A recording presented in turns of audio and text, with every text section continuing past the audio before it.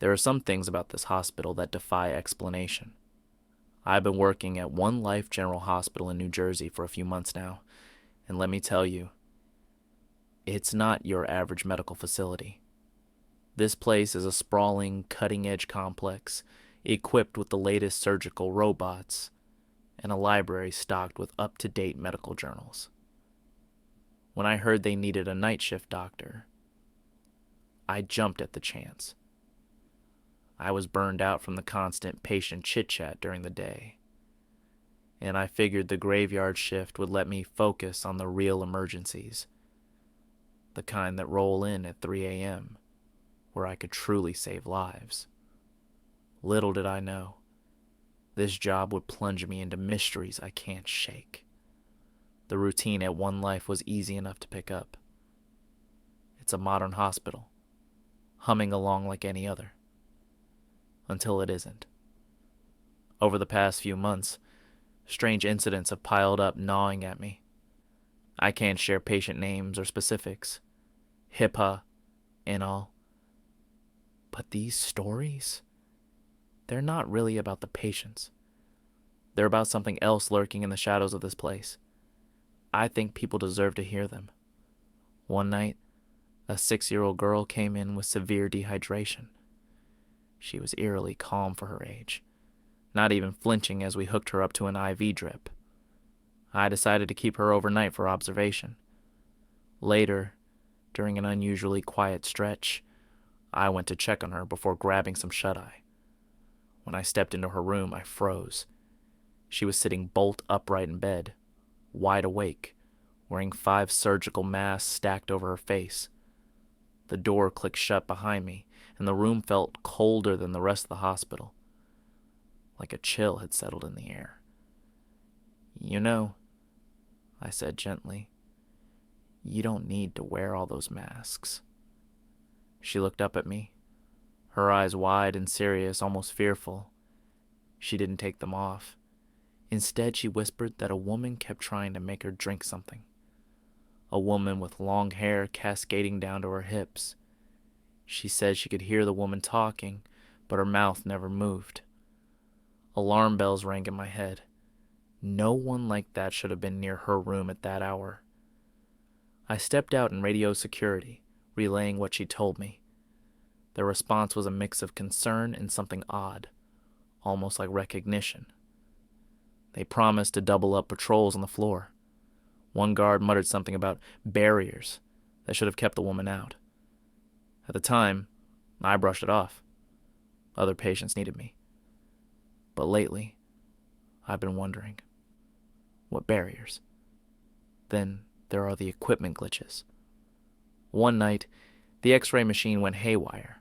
A rugged, middle-aged guy, a swimmer and construction worker, came in with foot pain.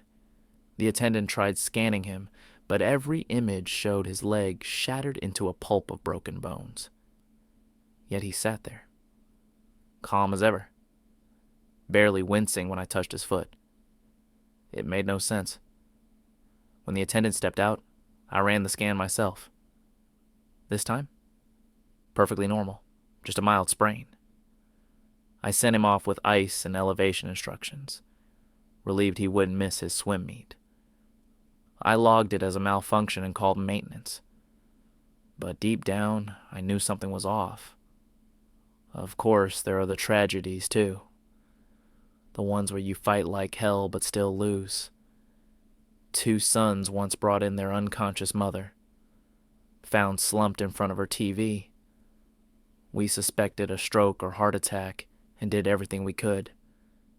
She didn't make it. I'll never forget their wails when I broke the news.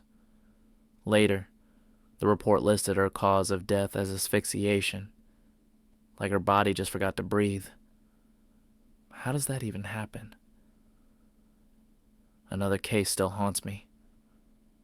A woman came in after a minor car accident, swerved to miss a deer and hit a tree. She was fine, just shaken. During a routine vision test, she suddenly asked me to tell the other nurse to leave. I glanced around, confused. We were alone. Thinking it was post-crash disorientation, I humored her and kept going. but she grew frantic, insisting this nurse with long hair and a motionless mouth was creeping her out. To calm her, I played along. Okay, I've asked her to step out. She relaxed slightly but stayed on edge, muttering that she wished the woman would turn around like a normal person. I shifted to small talk, family, job, anything to distract her, but she was too rattled to go home. I kept her overnight. Her tests were normal and she left the next day, but her panic stuck with me.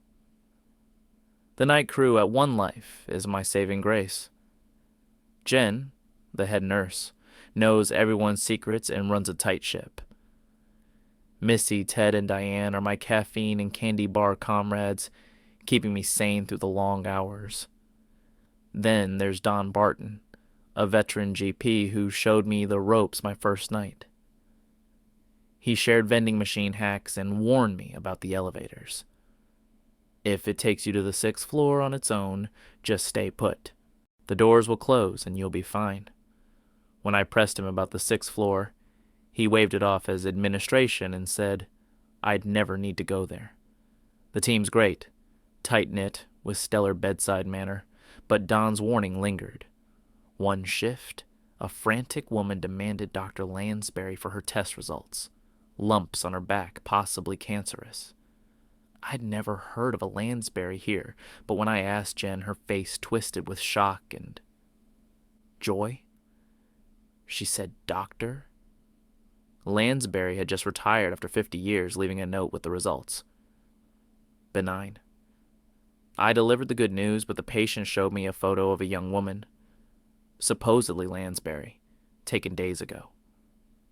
50 years of service, yet she looked fresh out of med school? Something didn't add up. The weirdness escalated one night during surgery. Mid-procedure, the lights blinked out, pitch black except for the monitor glow. We held our breath, but the patient stayed stable.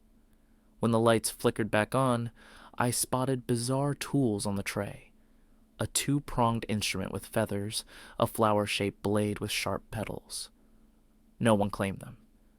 As we wrapped up, someone in scrubs whisked them away. Someone I hadn't seen enter.